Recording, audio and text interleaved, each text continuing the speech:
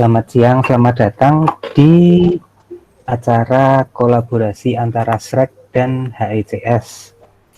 SREC ini kan komunitas e-commerce dan reservasinya Semarang, sedangkan HICS ini komunitas e-commerce-nya Solo. Di sini saya Mesah akan bertindak sebagai moderator. Siang hari ini acara kita akan lebih ke diskusi panel. Nanti ada materi sedikit dibawakan oleh Pak Singgih dari HICS. Pak Singgih, monggo sapa dulu teman-teman. Terima kasih Pak Mesa kesempatannya. Jadi ide ini muncul dari beliau dan tim mungkin, dan sangat kita apresiasi dari teman-teman di Solo juga. Ini yang pertama kali kita kolaborasi. Tentunya kolaborasi yang bermanfaat, menambah pengetahuan, menambah informasi, dan kita mengkonsep untuk diskusi panel online ini kita bikin yang secair mungkin. Misalnya ada diskusi atau ada usulan atau ada insight dari teman-teman, dipersilakan. Yang di awal nanti ada slide teori tentang basic revenue management, dan itu tidak akan saya bawakan lama-lama. Mendingan kita bagaimana implementasi revenue management di era sekarang ini, itu yang penting. Oke, terima kasih Pak Singgih. Begitu tadi intronya dari Pak Singgih. Kita sih berharap ke depannya nanti kita bisa makin banyak kolaborasi lagi. Sebisa mungkin kita manfaatkan situasi kondisi semaksimal mungkin. Jadi nanti sesudah presentasi dari Pak Singgih ini kita akan diskusi aja, santai aja, jangan senang. Kalau ada yang mau ditanyakan nanti ke Pak Singgih bisa ditanyakan langsung aja, di unmute sendiri, langsung tanyakan. Begitu sudah selesai minta tolong di mute lagi supaya nggak feedback atau semacamnya. Dan saya informasikan sekali lagi, diskusi panel kita siang ini kita record dan rencananya nanti akan saya upload di Google Drive atau mungkin akan saya posting di YouTube sekalian. Jadi untuk teman-teman yang mungkin sudah daftar tapi nggak bisa join, bisa ikut nonton lagi. Atau mungkin kalau ada teman-teman yang lupa Pak Singgih ngomong apa, nanti bisa ditonton lagi. Jadi jangan khawatir. Terima kasih. Monggo Pak Singgih dilanjut dulu. Ya, terima kasih. Mulai share screen-nya atau mau intro dulu Pak? Boleh, langsung halaman muka dulu Mas. Terima kasih Mas Mesa kesempatannya, dan teman-teman komunitas e-commerce reservasi Semarang dan Solo sudah join di siang ini. Tentunya yang tadi saya sampaikan kolaborasi yang bermanfaat tentunya buat kita. Nanti presentasi akan saya bawakan teori, jadi secara teori basic revenue management. Nanti kalau di tengah-tengah ada yang mau ditanyakan, monggo silakan. Ada yang nggak jelas mohon disalahkan, karena slide-nya ini slide lama yang sering saya bawakan dalam bentuk bahasa Inggris, jadi nanti saya akan menjelaskan ke terjemahan bahasa Indonesia, dan yang saya bawakan ya sebisa mungkin bisa dimengerti oleh teman-teman. Suaranya kok feedback ya, Om? Mungkin ada yang di mute dulu, Pak. Karena ada yang ya. Oke, wait. Cek dulu.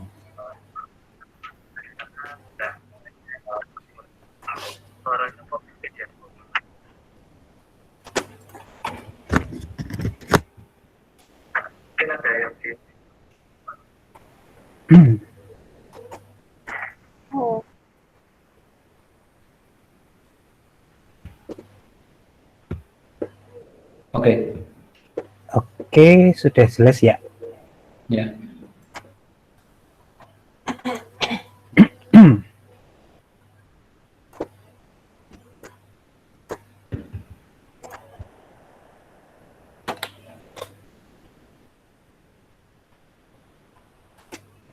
Oke, bisa kita mulai, Mas. Oke, sebelum kita menginjak ke slide selanjutnya, saya akan memperkenalkan diri dulu. Nama saya Singgih Heri Purwisatoto. Saat ini saya bekerja di Alila Solo. Dalam perjalanan karir saya sebelumnya, saya beranjak dari reservasi. Jadi mungkin teman-teman saat ini yang masih di reservation atau mungkin di e-commerce, jalan masih panjang karena revenue management ini kedepannya bakalan jadi departemen yang sangat dibutuhkan di hotel, dikarenakan semua strategi sales, marketing, dan revenue atau kita ngomongin top line-nya itu adalah basicnya dari based on data driven, atau semua itu based on data. Nah, yang bisa melakukan pengolahan data itu adalah revenue management. Next, Mas. Oke, pertanyaan awal untuk kita mengetahui sebenarnya revenue management itu apa sih, karena tidak semua hotel itu mempunyai departemen yang namanya revenue management. Hanya ada di beberapa hotel bintang 4, bintang 5, karena rata-rata mereka sudah mengaplikasikan banyak tools yang mereka gunakan untuk collecting data atau exporting data dan sebagainya, dan itu butuh orang yang in charge di situ untuk collecting data, analyzing data. Dan selama ini mungkin di hotel teman-teman collecting data, analyzing data itu dilakukan oleh DOS atau DOSM, atau mungkin data mentahnya dari e-commerce reservasi dikirim ke DOS dan dianalisis oleh sales. Sementara ada beberapa hotel yang sudah mempunyai revenue management sendiri, mereka data itu sudah disajikan secara matang oleh revenue management sebelum dikasihkan ke sales marketing. Karena sales marketing akan lebih nyari tamu, mereka lebih bagaimana nge-grab bisnis di luaran sana dibanding mereka harus ngotak-atik angka, harus mencari data dan lain sebagainya. Nah, ini pentingnya revenue management. Sementara revenue management ini terinspirasi oleh maskapai penerbangan sebelum diaplikasikan di hotel adalah yield management atau revenue management yang diaplikasikan oleh maskapai penerbangan, dan itu sukses akhirnya diadopsi oleh online travel agent yang kalau teman-teman buka extranet akan banyak data di situ, bisa kita analisis terus strateginya, habis itu ada programnya apa. Nah, itu bentuk-bentuk dari revenue management. Oke, next. Untuk yang pertama, revenue management itu apa sih? Revenue management adalah sebuah proses untuk kita memahami, mengantisipasi, atau kita merespon customer behavior, kita respon market yang terjadi sekarang ini, terutama di kondisi saat ini, gimana sih pandangan revenue management untuk mensikapi kondisi pandemi seperti ini. Nah, akan lebih implementasi revenue management akan lebih ke arah seperti pricing, dan ada elemen-elemen revenue management yang akan kita pelajari setelah ini, slide setelah ini. Nah, fundamental dari revenue management adalah bagaimana revenue management membantu kita untuk menjual harga yang pas di saat yang tepat, untuk orang yang tepat, dan di channel yang tepat. Itu sebenarnya fundamental awal dari revenue management. Jadi teknik gimana kita menjual harga yang pas untuk segmen market yang pas, untuk channel yang pas, di channel mana, dan di momen yang tepat. Itu inti utama dari revenue management. Tapi di dalamnya akan banyak elemen-elemen yang harus kita persiapkan untuk bagaimana kita bisa menjual harga yang tepat untuk orang yang tepat, di waktu yang tepat, di channel yang tepat. Itu butuh analisis data. Oke, next, Mas. Nah, ini ilustrasinya seperti ini. Jadi bagaimana kita menjual harga di kondisi saat ini, segmen mana yang akan kita sasar, di waktu kapan kita harus bikin program, untuk channel mana kita harus push up lagi untuk di kondisi seperti ini. Itu salah satu yang dikerjakan di revenue management. Oke, next. Oke, salah satu fundamental revenue management adalah tidak semua bisa diaplikasikan revenue management. Semua bidang tidak bisa diaplikasikan tentang revenue management. Hanya ada beberapa yang bisa mengaplikasikan revenue management. Contohnya yang kapasitasnya sudah tetap, tidak tidak expired atau perishable product, itu ya kita jualan kamar hari ini ya untuk hari ini, tidak untuk hari besok. Fixed cost yang tinggi ya kita di hotel operasional, cost kita tinggi, harus bayar listrik, bayar karyawan, gaji karyawan, harus kos-kos banyak, kos yang harus kita tanggung. Itu juga jadi pertimbangan bagaimana kita maximizing revenue dengan revenue management. Produk bisa kita beda-bedakan. Ini tentunya di hotel teman-teman sudah mensegmentasikan market masing-masing. Ini salah satu ciri-ciri dari revenue management. Demand envelope adalah pengaruh permintaan. Jadi ketika high season, patternnya atau polanya akan seperti ini. Kalau low season, polanya akan seperti ini. Setiap hotel punya pola masing-masing di situ. Itu salah satu ciri-ciri yang bisa kita aplikasikan revenue management di hotel kita. Produk bisa kita jual di depan ya. Contohnya kita bikin early bird atau kita jualan tahun baru, room package untuk tahun baru tahun 2022 misalnya, kita sudah bisa jual sekarang. Itu salah satu ciri-ciri yang bisa kita aplikasikan revenue management. Oke, next. Nah, ini yang jadi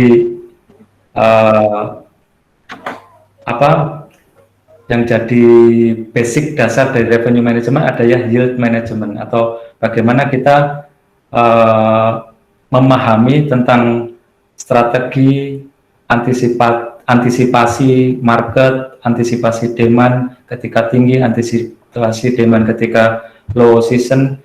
Itu adalah salah satu basic dari revenue management, yaitu penempatan harga atau yield management dari masing-masing hotel.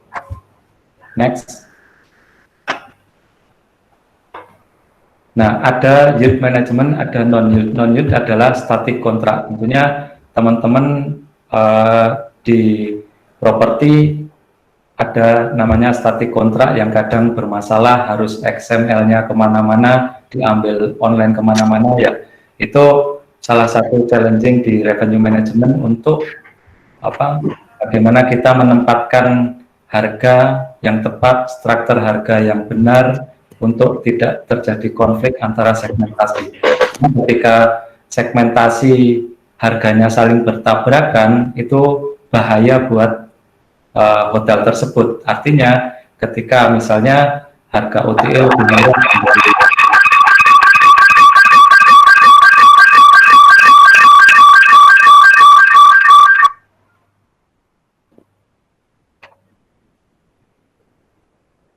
ya, harga OTA lebih murah daripada segmen corporate. Akhirnya sales akan komplain karena tamu corporate dia selalu komparasi dengan OTA. Nah, itu salah satu kerjaan revenue management untuk merapikan hal-hal seperti itu. Itu masuk dalam bagaimana kita placing harga yang tepat untuk channel yang tepat. Oke, next. Oke. Elemen revenue management ada beberapa. Sampai di sini ada pertanyaan mungkin, atau mungkin terlalu cepat atau terlalu bingung atau penyampaiannya kurang bisa diterima, bisa langsung raise hand.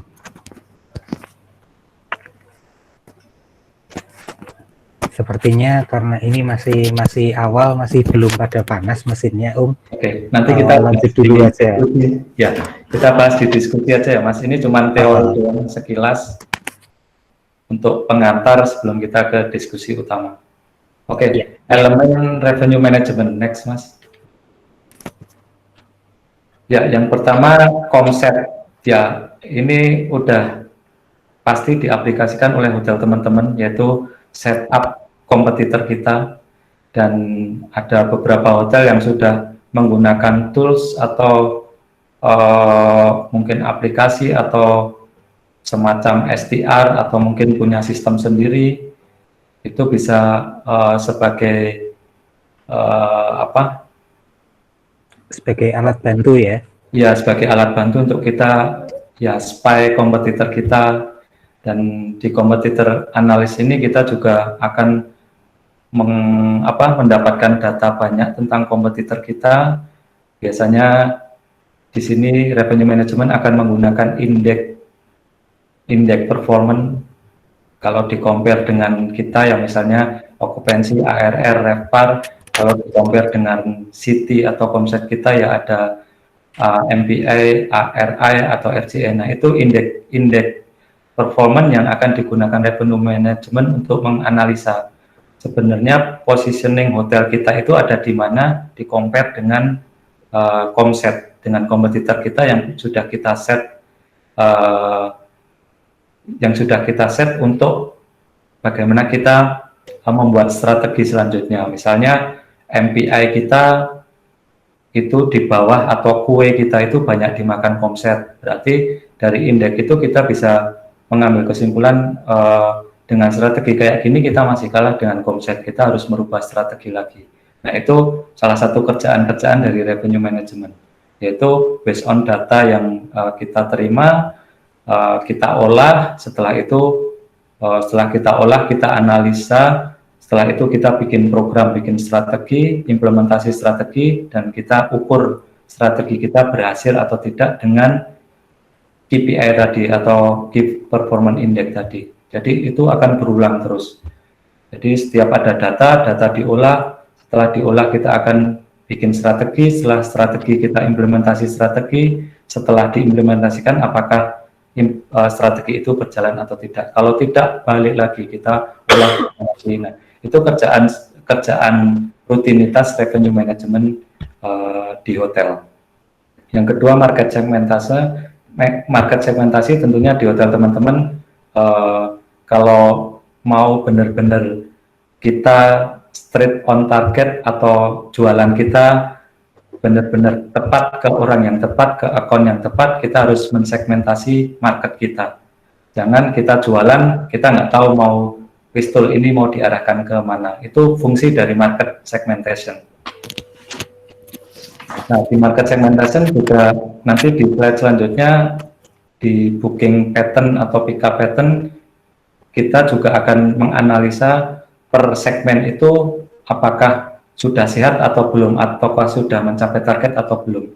Nah, itu salah satu kerjaan daily activity dari revenue management untuk menganalisis per segmennya.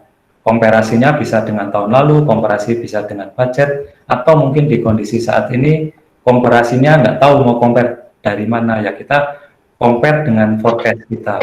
Jadi forecast kita buat forecast, mungkin teman-teman ada yang sudah pernah bikin forecast 3 bulan, forecast 6 bulan, atau bahkan forecast daily. Forecast daily itu di kondisi saat ini bahkan forecast daily atau weekly forecast itu sangat penting.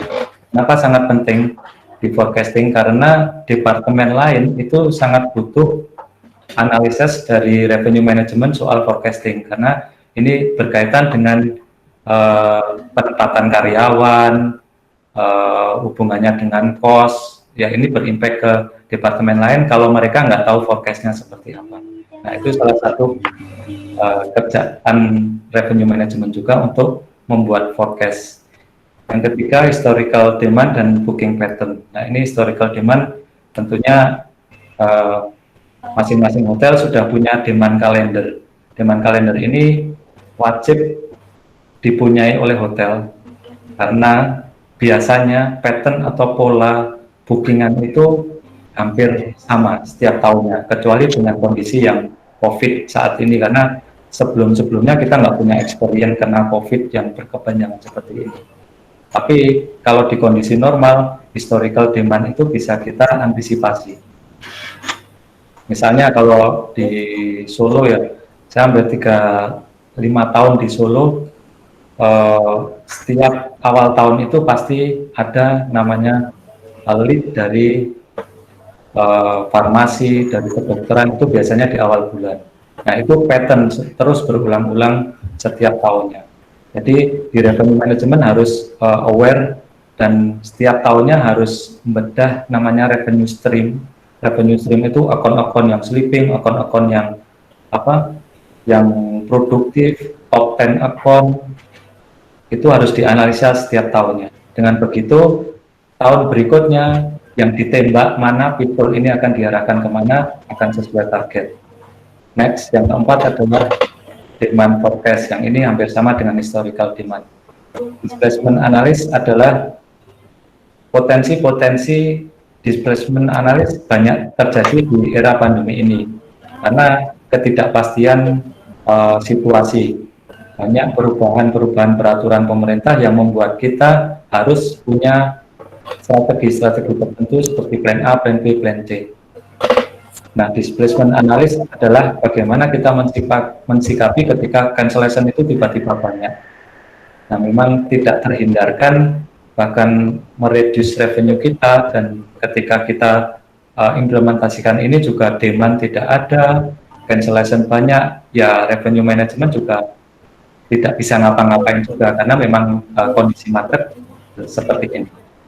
Selanjutnya pricing dan inventory management. Ini saya yakin sudah dilakukan teman-teman di reservasi, di e-commerce, bagaimana mengolah harga, bagaimana pricing harga di misalnya yang pakai channel manager, di channel manager atau di extranet masing-masing OTA, bagaimana pricing harga untuk promotion di corporate account misalnya, seperti itu. Jadi pricing dan inventory management itu juga bagian dari kerjaan dari revenue management. Jadi ketika struktur harga dan pricing harga itu dikomando oleh satu orang, yaitu namanya revenue management, di departemen lain atau di sales atau di front office atau yang bertanggung jawab di direct booking, itu harga akan tersusun dengan rapi. Coba bayangkan tidak ada satu komando soal harga, dan mereka saling berebut harga, saling komplain harga, saling klaim harga, dan yang terjadi akan harga struktur kita akan kacau di pasar. Tentunya teman-teman yang di hotel chains juga pasti sudah mengaplikasikan disiplin tentang rate structure tersebut. Selanjutnya overbooking pattern. Nah, overbooking pattern ini sudah lama sekali kita tidak merasakan ini di kondisi ini, jadi kangen kita. Tapi ini penting overbooking pattern bagi hotel-hotel yang punya kapasitas hotel kamar yang tidak terlalu banyak, tapi demand tinggi. Ini challenge-nya di revenue management adalah terima nggak harga murah, terima nggak harga yang ad hoc, atau gimana kita pricing harga yang tinggi di kondisi kayak gini. Nah, ini analisa-analisa yang harus dikerjakan oleh revenue management untuk mengukur pola overbooking di hotel masing-masing. Yang ketiga adalah information system. Information system ini bisa kita collect dari data aggregation data dari tools kita, atau bisa dari teman-teman di OTA, bisa dari teman-teman kompetitor kita. Jadi banyak informasi data yang bisa kita masukkan dan kita olah. Misalnya yang sering itu di Solo ada event pemerintah, atau ada mantu pejabat, atau ada apa, itu akan impact ke pick up di Solo. Nah, seperti informasi seperti itu juga diberikan oleh revenue management untuk membuat strategi. Next. Ya, ini kita masuk ke pick up analysis. Pick up analysis ini penting di era sekarang ini. Ini contoh pick up daily. Jadi kalau teman-teman bisa membuat format, ya ini gampang, format Excel dibikin, di-compare dengan hari kemarin. Terus pick up on the book hari ini, total pick up-nya berapa. Nah ini kan masih nyampur per segmennya. Terus di lajur paling kanan sendiri forecast, daily forecast. Jadi tiap hari itu dibikin forecast atau target setiap hari. Itu susah di kondisi saat ini, tapi teman-teman bisa mulai dengan membuat pola pick up di kondisi yang saat ini. Contohnya nanti di slide selanjutnya. Jadi kita bikin misalnya pick up hari Senin, hari Selasa, hari Rabu. Kebetulan saya sudah melakukan dari PPKM kemarin. Apakah pola pick up, pola bookingan di hotel saya ini berubah? Ternyata ya, pick up-nya berubah drastis. Nah, di mana kita mensikapinya? Ya kita butuh waktu, tidak bisa forecast langsung hari itu. Kita butuh polanya seperti apa sih ketika PPKM ini, PSBB ini. Kita harus tahu polanya dulu. Nah, untuk mengetahui pola, otomatis kita harus tahu pick up per day-nya berapa. Kalau teman-teman mungkin nggak ada kerjaan, bisa itu pick up per segmentasi. Yang produce itu sebenarnya segmen yang mana sih di kondisi saat ini, itu bisa nanti bisa dianalisa. Nah, setelah ketemu pola, setelah ketemu pattern, kita akan gampang membuat forecasting. Karena apa? Ketika GM nanya, ketika dosen nanya, kira-kira hari ini hari Kamis, hari Sabtu itu okupansi bakalan berapa? Karena kita sudah bikin pola, dan ya tidak semua pola itu akan langsung terbentuk, tapi secara tidak langsung ketika kita masukkan pick up tiap hari, polanya udah kelihatan. Kita bisa bilang ke orang yang nanya, okupansi hari Sabtu akan berapa? Karena kita udah tahu pola ya, kalau pick up per day-nya 20, ya kira-kira sekian. Nah dari situ kita bisa ngejawab, walaupun itu tidak bisa eksak karena kita bukan dukun, bukan ahli nujum yang bisa tepat menentukan forecasting. Tapi paling tidak dengan pola kita bisa membuat forecast itu. Artinya semua departemen bisa punya guidance, tidak salah ketika menempatkan karyawannya, atau tidak salah dia belanja untuk keperluan misalnya dapur atau segala macam. Nah, pick up ini bisa dibuat per day, dan ini gampang kok, tinggal masukin room net-nya hari ini, revenue-nya berapa, dibagi akan ketemu ARR. Nah, di samping sebelah kiri tanggal itu adalah pick up-nya. Jadi misalnya tanggal 25 November ini same day pick up-nya 24. Nah, apakah kita bikinnya jam 6 jam 1 malam misalnya, karena hari berubah kan jam 1, nggak perlu, kita bikin aja dari reservasi incas sampai jam 6 misalnya, kita bikin report ini jam 6, habis itu komparasinya jam 6 hari berikutnya kita bikin lagi. Jadi selama jam 6 hari ini sama jam 6 hari besok pick up-nya berapa. Nah itu akan jadi pattern atau pola pick up di hotel kita. Oke, next Mas. Nah ini per segmentasi. Kalau teman-teman mau lebih rajin lagi, mau tahu pattern atau pola pick up kita per segmennya, bisa dibikin. Ini juga tidak langsung sekali instan jadi, tapi butuh proses. Jadi per segmentasi, ini kebetulan template karena narik data dari sistem, jadi langsung masukin ke template, dia akan muncul seperti itu. Jadi mempermudah teman-teman bisa bikin formula Excel sendiri, jadi di segmennya. Oh, OTA hari ini pick up berapa room net, ketahuan. Nanti pattern pola OTA pick up-nya segini. Nah, ketika akan ditanya, biasanya dosen itu nanya e-commerce atau nanya reservasi, OTA gimana pick up-nya? Kira-kira hari Sabtu pick up berapa? Nah, karena kita udah tahu pola, jadi kita bisa ngejawab. Nggak sepenuhnya benar, tapi paling tidak kita bisa memperkirakan. Nah, kalau misalnya ada perubahan demand atau perubahan apa, itu lain cerita. Tapi secara pola umum kita bisa dapat di situ. Ketika kita membuat forecast atau forecasting, kita bisa confident dengan menaruh angka-angka. Jangan sampai kita menaruh angka forecast itu sembarangan, naruh ini. Itu akan fatal akibatnya ketika data forecast itu kita kirim ke semua departemen. Wah, mereka, ini hari Sabtu forecastnya 80% ini. Otomatis mereka akan masukkan staffnya, akan belanja agak lebih banyak. Nah, itu akan fatal di situ. Nah, ini tanggung jawab revenue management untuk menganalisa pola pickup. Karena biar analisisnya lebih tajam lagi, kita pickup itu dianalisis segmentasi, itu akan lebih bagus lagi. Oke, next. Nah, ini ketika saya belajar pertama kali di revenue management, saya belajar tentang pola bookingan. Itu penting karena di revenue management itu tempatnya sales untuk berkonsultasi soal harga grup. Apakah harga grup akan diterima atau tidak?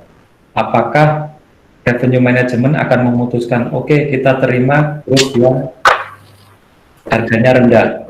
Nah, yang jadi analisis adalah bukan kita analisis segmentasi lagi, tapi analisis per hari. Jadi hari Senin, hari Selasa, hari Rabu. Jadi ketika harus datang ke tempat kita, aku ada grup nih, harga sekian. Kita akan nanya hari apa? Hari Sabtu. Nggak masuk. Misalnya di hari Sabtu saya bisa nyari nyari revenue yang lebih gede daripada grup tersebut. Jadi revenue management akan lebih confident ketika kita punya data pattern yang bukan data asal-asalan, tapi kita sudah memperkirakan pola ini. Pola ini kadang-kadang ketika ada perubahan demand, saya buat nggak langsung 1 minggu jadi nggak, kadang seminggu belum kebentuk, masih masukin lagi 2 minggu belum kebentuk, 3 minggu, 1 bulan, 2 bulan. Ketika udah kebentuk polanya itu akan mempermudah kita untuk memforecast. Artinya ketika kita udah terus forecast angka, misalnya 80% di hari Sabtu besok itu mau kita bagi di segmen mana aja. Oh, 40% ke LPA, oh 20% ke sales, oh 10% ke direct booking. Kita tinggal ngasih data aja ke sales, tolong cariin 20%, OTA tolong cariin 40%. Jadi akan lebih mudah revenue management untuk dengan data tersebut untuk mendriven departemen revenue untuk mencari revenue yang lebih banyak lagi. Next. Nah, data ini nanti misalnya teman-teman mau perlu, nanti akan saya share karena ini hanya saya capture. Ketika kita masukin angka-angka ini nanti akan muncul grafik di sini dan nanti akan terjadi polanya. Kita average. Kalau misalnya di sini angkanya udah hampir sama, misalnya Rabu sama terus, Jumat sama terus, Sabtu sama terus, nah itu pola. Tinggal kita average, yaitu average itu akan jadi pola kita di hari Sabtu. Memang kadang tergantung demand di hari itu, misalnya di long weekend, pick up-nya di hari Rabu. Nanti bisa jadi alert kita, kenapa Rabu kok tinggi ya? Ternyata ada long weekend di minggu berikutnya. Oke. Next, ini nanti saya share kalau teman-teman butuh untuk data ini. Oke. Sepertinya sudah ada beberapa ini yang japri saya. Wah, minta Pak.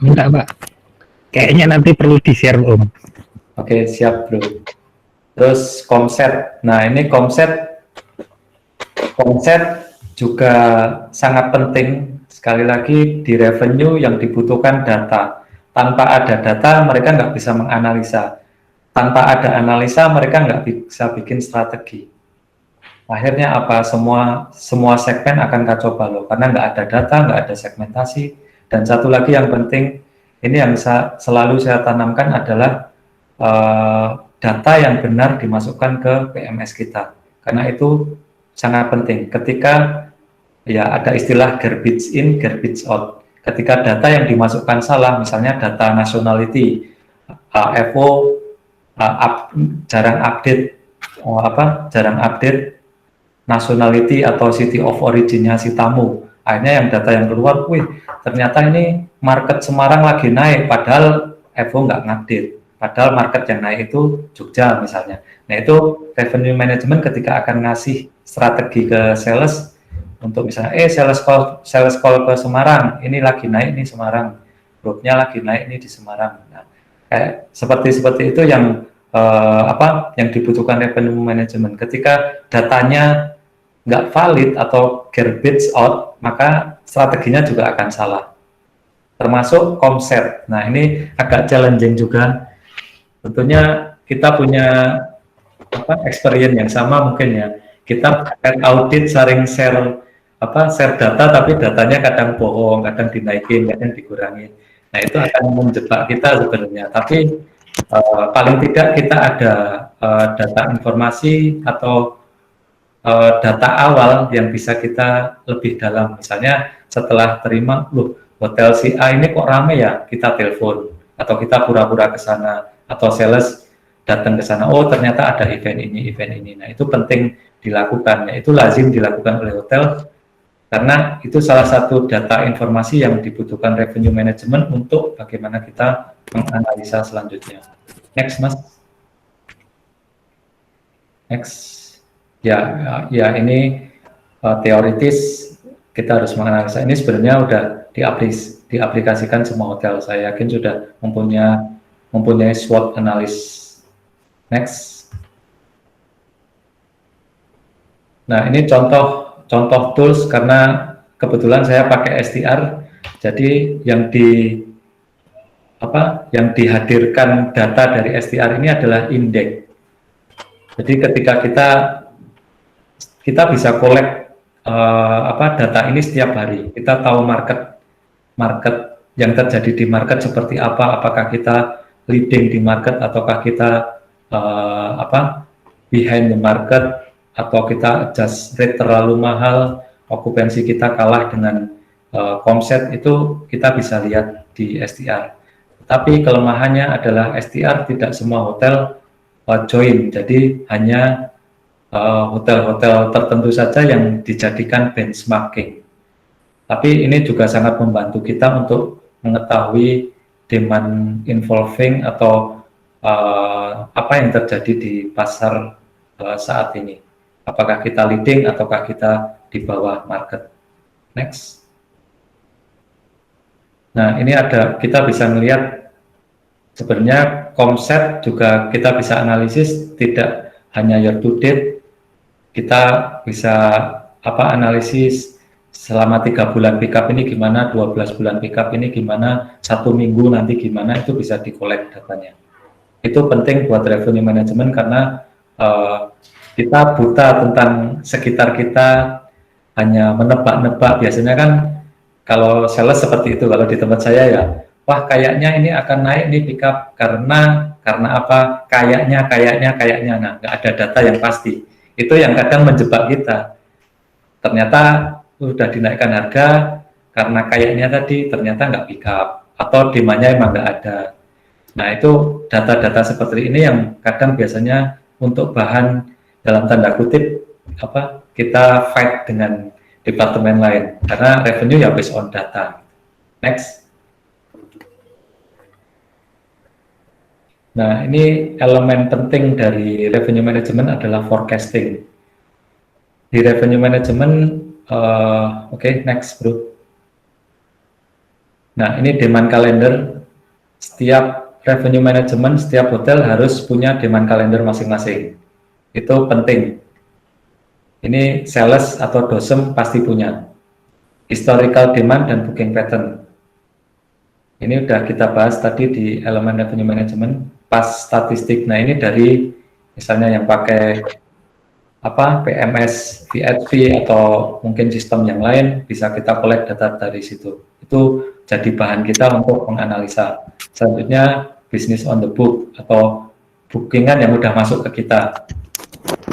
Ada di placement analysis dari bookingan yang masuk ke kita itu potensi cancellation apakah ada atau tidak.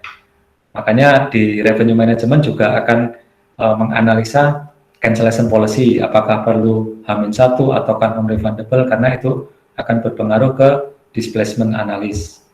Nah, calculated risk, tadi yang saya bilang ada plan A, plan B, plan C, apalagi di kondisi saat ini, calculated risk itu sangat penting diimplementasikan revenue management. Oke, constraint demand. Constraint demand ini, constraint ada unconstrained demand. Artinya constraint demand adalah demand yang bisa kita akomodir. Ini biasanya hotel-hotel yang punya kapasitas tidak banyak harus punya analisis constraint demand. Atau unconstrained demand adalah demand atau permintaan yang di luar kapasitas kita. Misalnya kita berani untuk overbooking hotel kita karena masih ada non guaranteed atau misalnya lead dari sales yang belum confirm. Biasanya H-1, H-2 itu baru confirm. Nah, itu kita harus punya unconstrained demand analysis. Itu juga diolah di revenue management. Okay, next, Mas. Nah, yang terakhir, ya intinya tadi revenue management adalah data collection. Oke, Mas. Yang pertama adalah data collection. Teman-teman di hotel punya resource system apa atau tools apa, itu dimanfaatkan dengan baik. Misalnya ada PMS, ya kita manfaatkan collecting data dari situ. Kita bedah semuanya di situ sampai kita dapatkan data. Di OTA misalnya kita punya insight dari OTA, ya kita bisa collect dari situ. Setelah ada data, yang dilakukan revenue management adalah data aggregation. Kita kumpulkan data-data tersebut. Kita olah, terus data analisis kita analisa. Setelah kita analisa, kita forecasting. Nah, ini pekerjaan ya harian atau pekerjaan yang selalu dilakukan oleh revenue management adalah ini. Jadi saya rasa bagi hotel-hotel yang tidak mempunyai revenue management atau orang yang in charge di revenue management, mereka tidak akan sempat untuk ngolah-ngolah data seperti ini. Biasanya ya dosen yang akan langsung take over kerjaan-kerjaan ini. Tapi dosen juga kerjaannya banyak, mereka harus maintain relationship, mereka harus ngurus offline, harus ngurus account, harus ngurus banyak. Mereka nggak sempat untuk menganalisis seperti ini. Nah, dari teman-teman bisa memulai misalnya dari reservasi atau e-commerce untuk mulai belajar mengolah data dari data resources kita.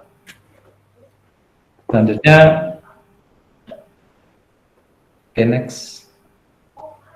Ya ini udah lazim diaplikasikan teman-teman ketika strategi itu udah dibikin, karena ya balik lagi basic dari revenue management adalah pricing atau yield management atau placement atau deploy rate di situ.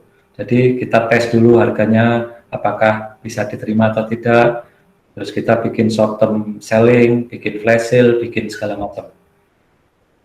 Kalau nggak pick up, ya turunkan harga lagi. Kalau memang nggak pick up lagi, ya memang demand nggak ada, nggak usah dipaksakan. Jadi ya pasrah aja itu. Biasanya gimana nih revenue manager udah analisa gini-gini, demand nggak ada, ya mau gimana lagi, ya kita serahkan kepada yang di atas gitu kan akhirnya. Oke, selanjutnya ini revenue management implementasi strategi. Jadi saya yakin teman-teman di hotel sudah mengaplikasikan ini. Oke, next, Mas. Ya, ini juga saya yakin di semua hotel juga sudah mengaplikasikan value added offer ini juga. Ini salah satu strategi di revenue management untuk kita tidak ngedropin harga. Karena ngedropin harga itu sebenarnya bergening atau ngeri-ngeri sedap.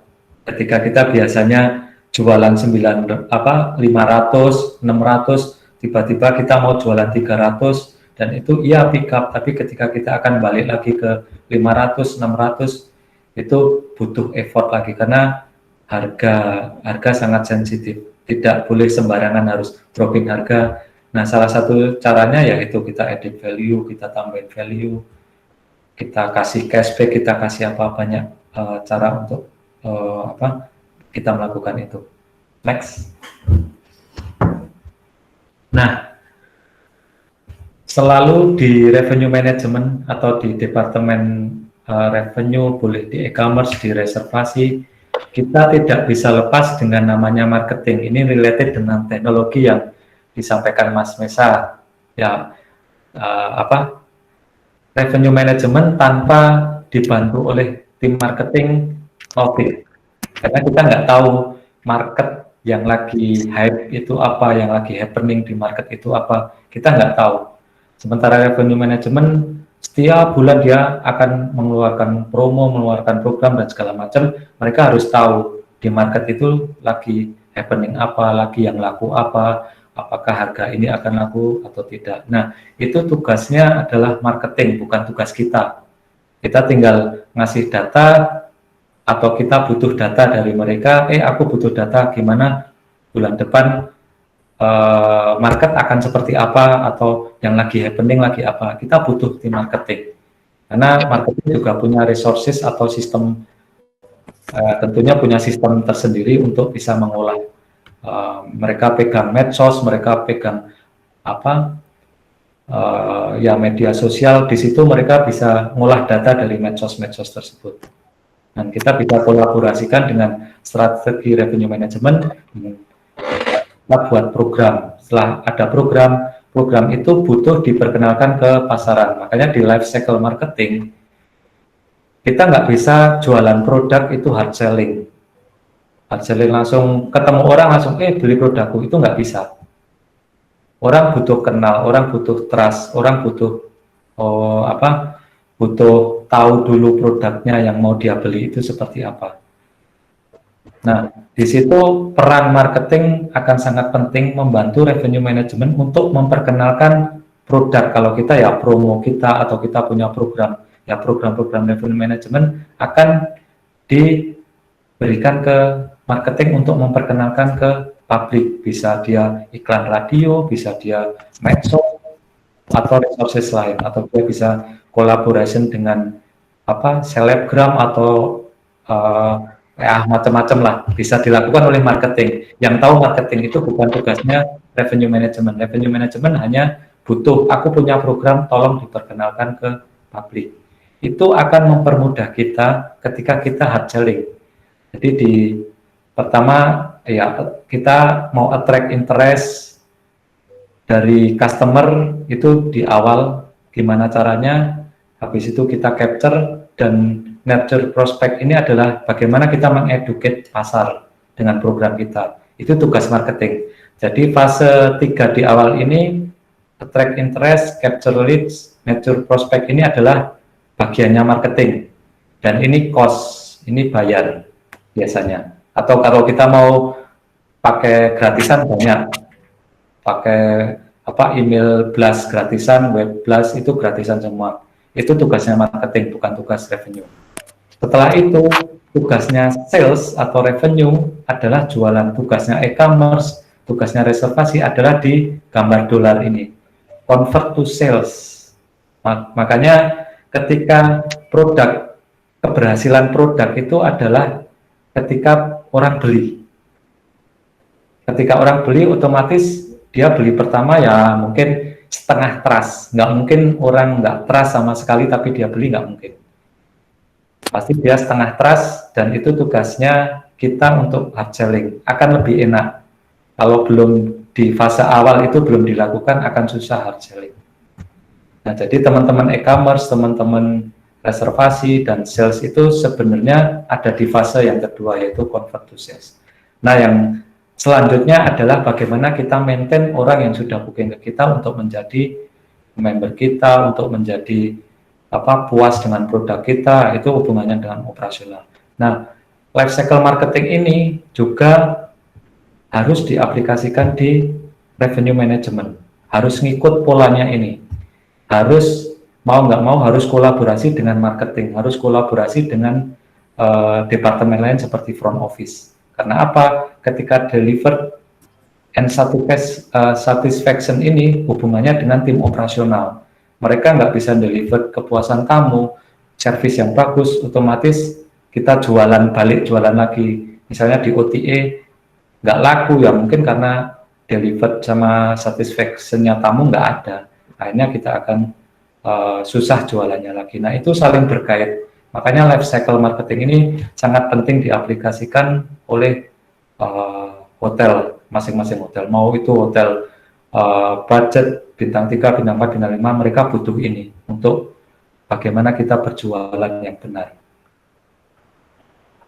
Oke, next Mas. Luar biasa.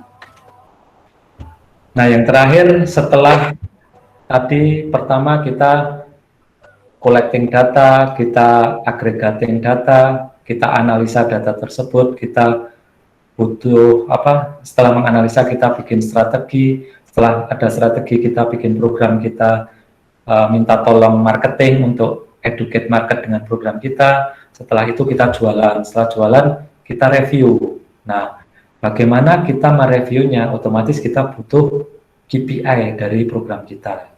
Nah, KPI kita biasanya apa ukurannya kalau kita jualan kamar, yaitu tadi okupansi, gimana okupansinya, gimana ARR-nya, gimana RevPAR-nya. Nah, ada perdebatan hotel bagaimana yang lebih utama, apakah okupansinya, apakah ADR-nya, ataukah apakah RevPAR-nya. Itu balik lagi ke hotelnya yang mau dikejar yang mana. Jadi tidak harus tidak harus okupansi yang tinggi, ADR yang tinggi, tapi yang lebih penting adalah revenue yang tinggi. Itu jadi goal revenue management. Kenapa RevPAR? Karena RevPAR adalah indeks yang kita hitung, kamar yang tidak kita jual pun itu akan dihitung. Artinya kamar yang tidak dijual itu dibutuhkan buat kita. Ini di situ ada cost yang dibutuhkan. Kita membuka lantai, misalnya lantai 7, kita hanya buka 2 kamar, otomatis kamar yang lain, kalau itu centralized juga akan menjadi beban bagi yang Bapak. Jadi itu kenapa RevPAR itu jadi indeks yang penting untuk kita sebagai tolak ukur apakah program kita berhasil atau tidak. Nah, di samping dengan kita mengukur internal strategi kita berhasil atau tidak, kita juga harus mengukur dengan kompetitor kita. Oke, next. Nah, oke, ya.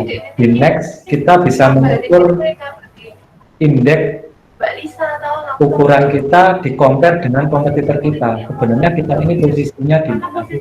Sebenarnya kue kita ini sudah sepantasnya kue yang kita dapat atau kue kita ini dimakan kompetitor kita sih, itu bisa diukur dari MPI, ARR, dan RevPAR Index atau Revenue Generation Index atau RGI.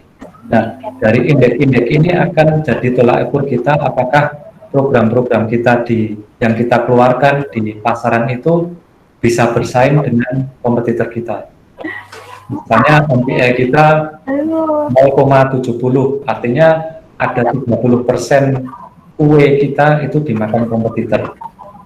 Atau misalnya ARI kita 1,10 misalnya, artinya ada 0,10% harga kita itu pricing di pasar itu lebih tinggi dari kompetitor. Yang penting lagi adalah RGA, artinya revenue kita sudah sesuai dengan apa yang kita harapkan. Artinya kalau 1,0 artinya kue yang kita dapat ya semestinya kue itu memang milik kita. Tapi kalau di bawah 1 artinya ada kue yang dimakan oleh kompetitor.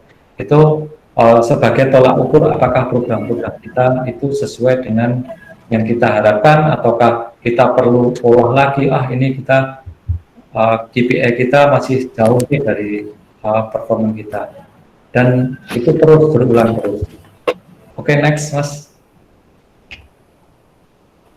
Ya, ini hanya rumusnya, nanti bisa dilihat masing-masing atau teman-teman bisa googling, banyak banget di Google rumus-rumus tentang KPI, karena banyak banget KPI teman-teman, bahkan sampai GOP, GOPAR, GOFAR atau EBITDA, banyak itu rumusnya ada di situ. Silahkan pelajari sendiri kalau misalnya ingin mengetahui untuk KPI di revenue management. Next. Oke, mungkin dari saya itu saja. Hampir tadi Mas, maaf lama, kita manfaatkan 1 jam ke depan untuk diskusi. Misalnya teman-teman gimana sih mengaplikasikan di hotel saya nih, atau komunikasinya masih kurang kurang nih, atau pleasant rate-nya agak kacau nih, atau seperti apa. Mari kita diskusikan, semua punya experience. Saya juga masih masih banyak belajar, masih banyak menggali potensi diri juga. Mungkin teman-teman punya experience yang ternyata tanpa ada revenue management itu sudah berjalan kok, dan itu bisa berhasil. Mungkin ada experience seperti itu bisa kita diskusikan di sini. Mungkin dari saya itu saja, Mas Mesah. Saya kembalikan ke moderator. Maaf kalau terlalu cepat atau penyampaiannya terlalu belibet dan susah. Thank you, Mas. Oke, terima kasih banyak Pak Singgi. Ini kalau kita lihat dari biodatanya tadi, pengalamannya Pak Singgi ini luar biasa. Dimulai dari reservasi juga. Jadi buat teman-teman yang ada di sini yang masih direservasi, Pak Singgi ini bisa dibilang salah satu target kita nih ke depannya gimana. Nah, monggo teman-teman yang mau tanya langsung aja di unmute sendiri untuk mic-nya. Tadi kayaknya Lina mau tanya sesuatu itu. Ya, dia udah getem-getem tuh Mas dari tadi. Sudah ngempet Pak Iya, kayaknya. ngempet. Ya, monggo Mbak Lina.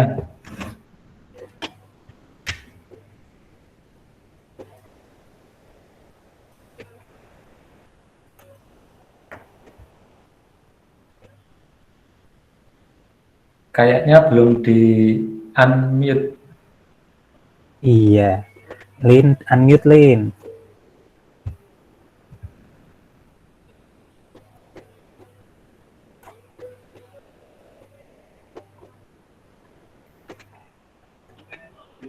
Kalau misalnya ada yang malu-malu mau tanya tapi malu-malu, monggo lo bisa diketik aja di chatnya nanti biar bisa dijawab. Teman-teman dari Solo mungkin Boleh tanya Pak? monggo Pak Ronald. Ya Pak Singgi mau tanya, dari sisi kalau misalnya hotel yang menerapkan revenue management yang baik, lalu kalau untuk sharing data Hotcom itu semestinya data yang real kita sampaikan ke teman-teman hotel yang lain atau data fake Pak? Mohon infonya. Mungkin bisa buat share ke teman-teman kita semua. Mungkin ada beberapa hotel yang share data fake gitu Pak. Terima kasih Pak. Ya, baik Pak. Ya, ini agak challenging sih Pak, karena ini juga dialami hotel saya atau mungkin juga hotel teman-teman juga. Jadi data yang di-share itu kadang tidak valid. Ada yang mereka share data valid, tapi seharusnya data itu valid untuk kita bisa mendapatkan data analisis yang tepat, Pak. Kalau misalnya ada komunitas yang bisa mengencourage itu, wah sangat bagus sekali, karena itu sangat mempermudah kita untuk menganalisis, karena akan berkaitan tadi dengan KPI, Pak. Kita bisa mendapatkan indeks kita, misalnya MPI-nya berapa, RGE-nya berapa, itu dengan sharing data dari mereka. Nah, bagaimana ketika data itu tidak valid?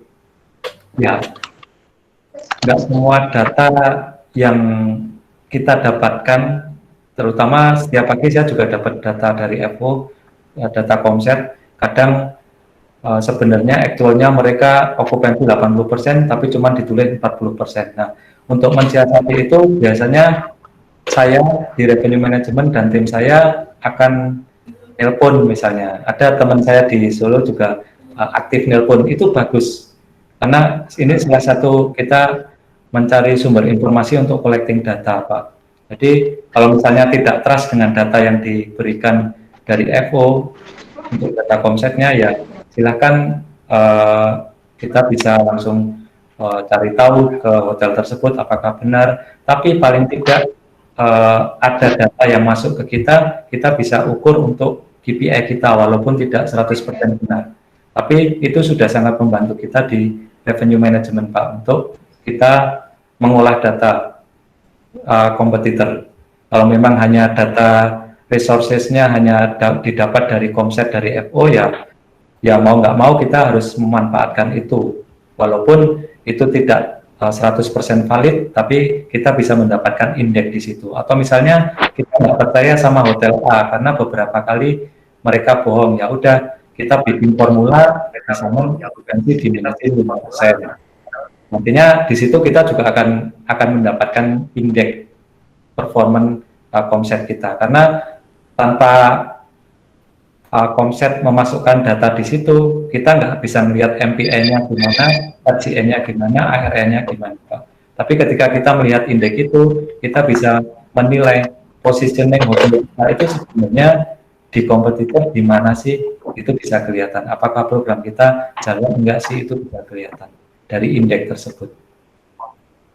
Begitu Pak Ronald, mungkin belum memuaskan, tapi paling tidak ya kita mengalami hal yang sama Pak, dengan data yang tidak valid, tapi misalnya ada komunitas atau grup yang bisa, ayo dong kita create data yang valid supaya kita juga mendapatkan data input yang valid, kita bikin strategi sama-sama, strategi yang benar, itu akan lebih bagus sekali. Ya kata expertise katanya collaboration, ya bukan competition, tapi kita berkolaborasi.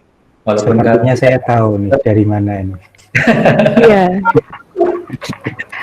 Pak Singgih, cuman tuh yang Pak Singgih, cuman yang terjadi di sini tuh seringnya yang saya lihat ya, misal di OTA dia jual 209.000 sekian, tapi besokannya dia bisa nge-share ARR bisa 380.000. Itu kan kelihatan banget itu fake ya?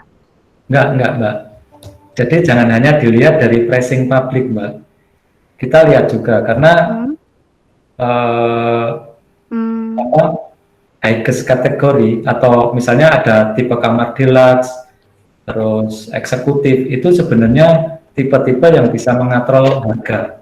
Misalnya kita lihat rate di pasaran, rate terendahnya adalah 300.000 misalnya. Tapi kenapa ARR kok bisa 400? Mungkin saja mereka ada terima booking direct yang ngambil tipe kamar paling atas yang bisa ngatrol ARR. Itu bisa jadi. Jadi tidak sepenuhnya berdasarkan dari harga di pasar itu bisa menentukan ARR di Komset. Karena banyak elemen. Jadi kalau kita mau tahu ARR benar atau enggak susah ya? Ya itu tadi, data yang di-share di FO itu sebenarnya adalah data-data yang sebenarnya harus valid, karena kita bisa tahu indeksnya dari situ.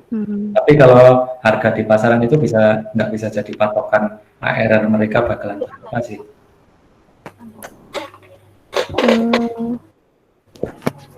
Oke, jadi ini kesimpulannya ajakan buat teman-teman nge-share data yang benar ya. Aku mau nanya. Ayo Lin, lanjut. Aku bener kok. Pak Singgih, aku mau nanya. Ini sih hubungannya sama revenue strategi. Kita tahu kan, saat ini market yang paling mendominasi saat ini adalah OTA. Nah, dan banyak juga kan OTA yang saling berlomba-lomba menawarkan campaign dengan exposure, tapi dengan penambahan diskon yang gila-gilaan, kasarannya seperti itu. Nah, yang saya tanya, apakah saya juga mengalami hal yang sama dengan teman-teman yang alami, cuman ini kayak dan juga sih, ketika saya memutuskan join campaign sama salah satu OTA, di mana ketentuannya akan ada disparity karena ada dropping price juga di situ kan pastinya, karena kita setup untuk promosi juga lebih tinggi daripada OTA yang lain. Nah, sedangkan ada kompetitor saya yang cuman dia nggak join campaign apapun, cuman dropping price, tapi dapat kue lebih banyak. Nah, apakah kita join campaign dengan dropping price itu atau hanya dropping price saja untuk kondisi saat ini? Itu lebih efektif yang mana, Pak? Ya, Kira-kira? oke. Ini pertanyaan yang Karena setahu saya rumusnya adalah ketika kita jualan lebih murah, pasti dapatnya lebih banyak. ya. Nah, sedangkan kalau misalkan kita berada di bintang 3, 4, kita kalau dropping price kan juga kasihan si image hotelnya juga ya. Misal kayak hotel bintang 4 jualan 250 kan kasihan banget itu loh hotelnya. Cuman kalau nggak kayak gitu di sini emang nggak kebagianku akhirnya. Ya, oke Mbak. Ya, pertanyaan yang Itu menarik. aja sih, Pak.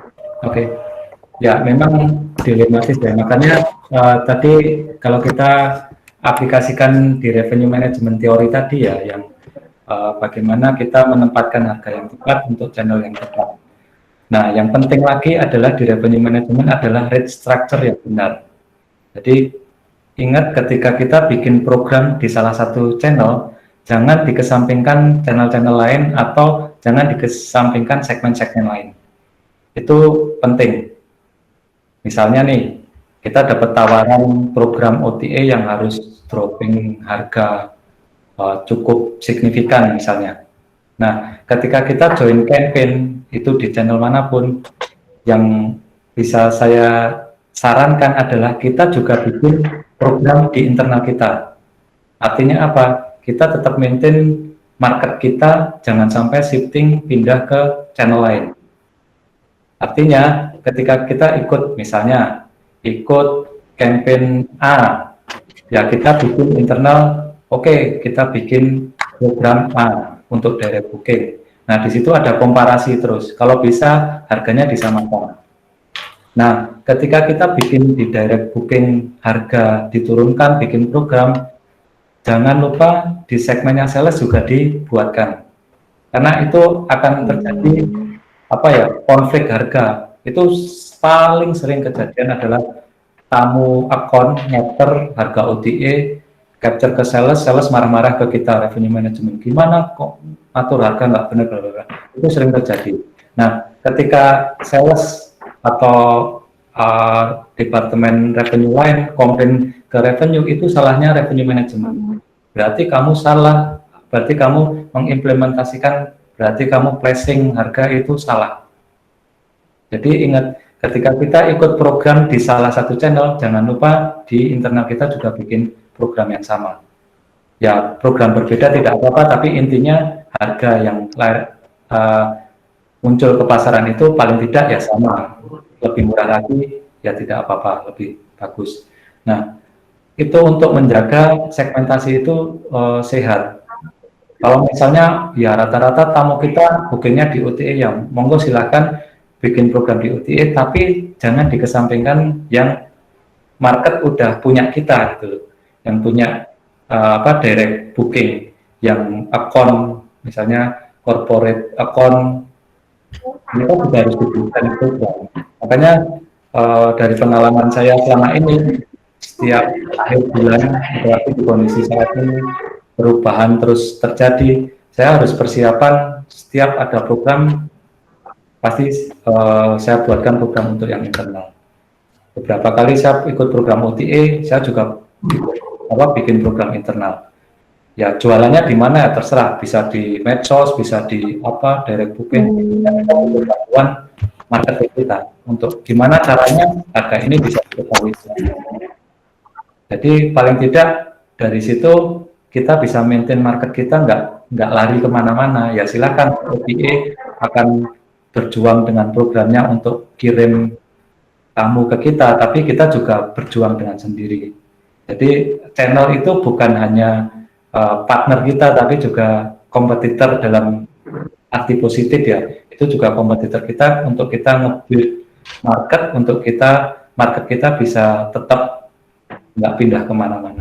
Itu juga yang jadi salah satu kunci kesuksesan di manajemen atau revenue management itu, yaitu pricing, traktir, itu benar-benar harus hati-hati ketika ketika mau diimplementasikan.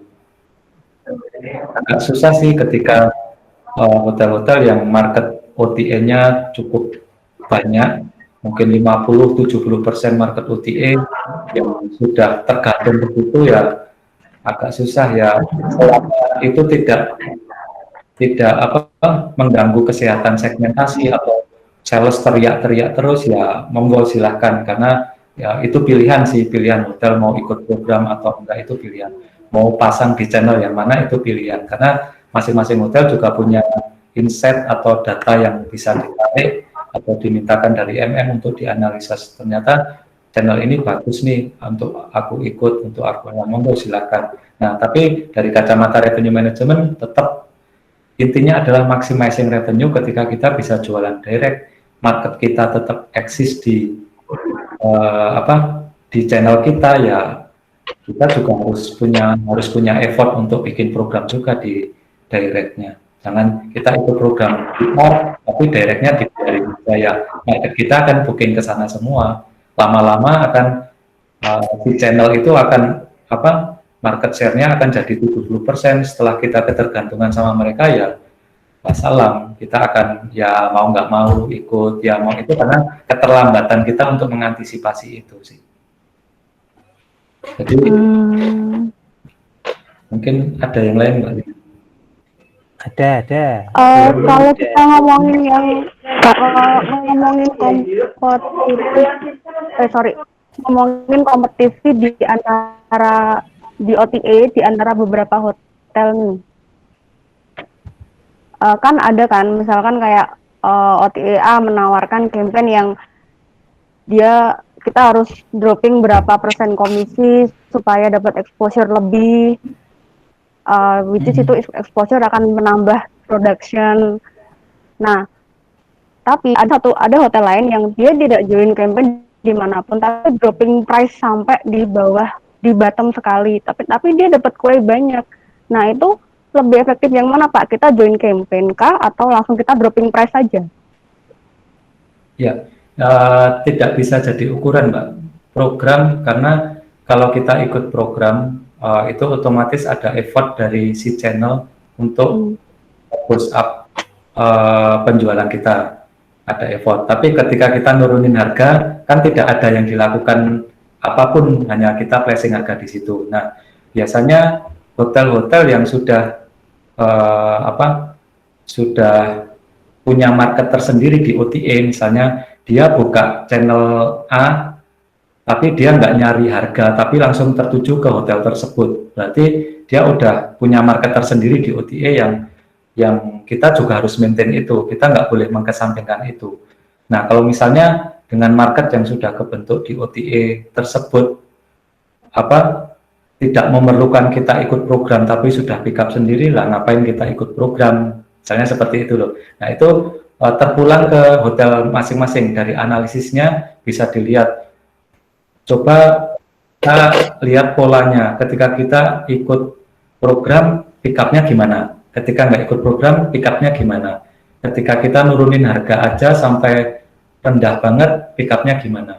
Otomatis di situ akan kelihatan polanya. Nah, kita mau pilih yang mana, itu haknya kita untuk ikut atau enggak. Makanya semua based on data. Jadi kalau misalnya kita mau ngambil keputusan ikut atau enggak, turunkan harga atau enggak, keputusan itu harus based on data. Datanya dari mana ya? Banyak tadi. Misalnya kita butuh data nih, ya udah kita bikin pola, patternnya gimana, polanya gimana, kalau kita ikut hasilnya gimana. Nah, itu terus diolah terus, nanti pasti akan ketemu pola Mbak. Kalau misalnya di e-commerce di push terus penjualan online, OTA harus naik ya kalau kita butuh channel untuk program OTA, ya kontaklah mereka, atau kita nggak butuh mereka, cukup nurunin harga, pick up-nya gimana. Tadi di poin pertama yang strategi revenue management ada tes bar pricing, atau kita ngetes harga dulu. Misalnya nggak pick up, kita harus minta tolong nih channel, kontak MM-nya, ayo ada program boleh dibantu nggak. Nah, karena kita butuh exposure lebih untuk penjualan ini, yaitu tergantung dari strategi teman-teman masing-masing sih di hotel, dari ngelihat data record dari masing-masing hotel. Nah, misalnya ada hotel yang pertanyaan Mbak Lina adalah dia cukup menurunkan harga, itu bisa pick up banyak, ya mungkin dia sudah mungkin hanya kebetulan atau mungkin dia udah olah, tahu polanya, ngapain aku ikut program kalau dengan menurunkan harga udah turun. Ya mungkin itu udah decision mereka setelah melihat beberapa analisis tadi. Atau mungkin secara kebetulan kita juga nggak tahu. Secara kebetulan tapi bisa ngebentuk pola, itu juga tidak tahu. Jadi kita bisanya di revenue management adalah nyari data. Kalau nggak ada data resourcesnya atau tools yang kita pakai, ya apa caranya kita cari, pakai pola, pakai apa, itu terus dicari. Itu ya basic dari revenue management adalah itu. Oke, mudah-mudahan menjawab. Oke, Pak Singgi, ini ada pertanyaan di chat dari Mela Kristina. Oh ya. Pak Singgi mau tanya, untuk market segmentation yang sehat itu perbandingannya berapa persen ya? Oke. Distribution berapa, corporate berapa, government berapa? Oke. Nah, kalau ini sebetulnya sepertinya jawabannya bisa beda-beda tergantung dari hotel kita sendiri nih sebetulnya nih, sama kompetitor kita gimana ya? Betul. Ya betul. Tadi makanya yang pertama adalah kita market segmentnya yang benar dulu, kita set yang benar dulu. Nah, ketika sehat atau tidaknya, kalau hotel yang sehat ya tentunya direct bookingnya yang banyak gitu kan ya, persentasenya banyak karena di situ kita nggak ada cost untuk bayar komisi, terus kita bisa yield, bisa maximizing revenue. Tentunya direct booking yang paling tinggi itu adalah market share yang sehat, tapi itu kayaknya kok agak berat di kondisi saat ini yang market sudah diedukasi oleh OTA, yang mereka sudah rata-rata OTA mandate, toolsnya udah user friendly, bla bla bla. Itu challenging buat hotel. Nah, ketika ada yang tanya market segment yang sehat itu perbandingan persentasenya berapa? Ya, masing-masing hotel punya tolak ukur tersendiri, tergantung segmennya apa aja dulu. Ada hotel yang mungkin di bintang 1, bintang 2, segmennya hanya ada 2, direct booking sama OTA misalnya, karena dia nggak punya meeting capacity, ya otomatis yang market yang sehat adalah direct bookingnya 60%, 40%-nya OTA. Itu sangat tergantung hotel tersebut. Nah, apabila hotel yang punya MICE yang besar, Mbak Mela ini dari Swiss Bell Solo tentunya punya segmen government corporate yang itu juga segmen yang